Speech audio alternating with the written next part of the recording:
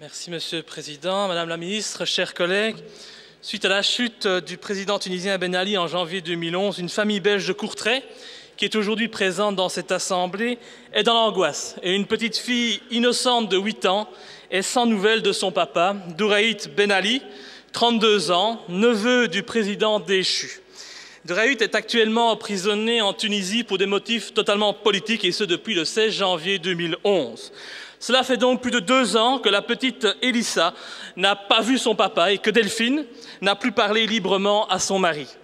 Douraït Ben Ali est pourtant techniquement belge, puisqu'il a été naturalisé par jugement du tribunal de première instance de Bruxelles en date du 24 juin 2010. Il serait donc normal que notre pays intervienne pour garantir les droits de nos ressortissants. Cependant, malgré différents contacts avec le ministère des Affaires étrangères, rien n'a bougé jusqu'ici. Et les raisons de l'incarcération de Douraït Ben Ali sont strictement politiques. Disons que la justice a travaillé à l'envers.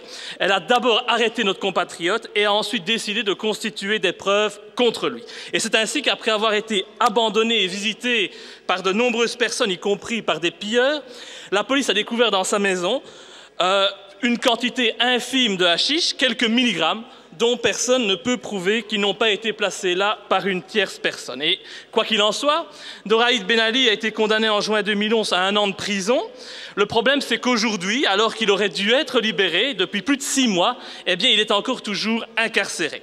C'est injuste, d'autant plus qu'aujourd'hui, nos compatriotes ont tout perdu. Vous devez savoir que la nouvelle Tunisie libre a décidé, sans le moindre procès, mais par un arrêté-loi jugé illégal par de nombreux juristes tunisiens, de confisquer tous les biens et tous les avoirs des proches de l'ancien président. Au total, ce sont 110 proches de l'ancien président, Madame la Ministre, qui ont vu leurs biens saisis en toute illégalité. 110. Et 20 de ses proches sont actuellement incarcérés.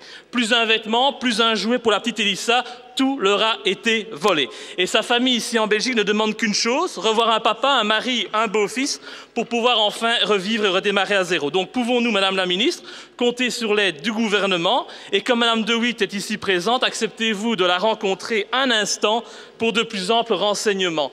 Je vous remercie, même si vous ne m'avez pas beaucoup écouté.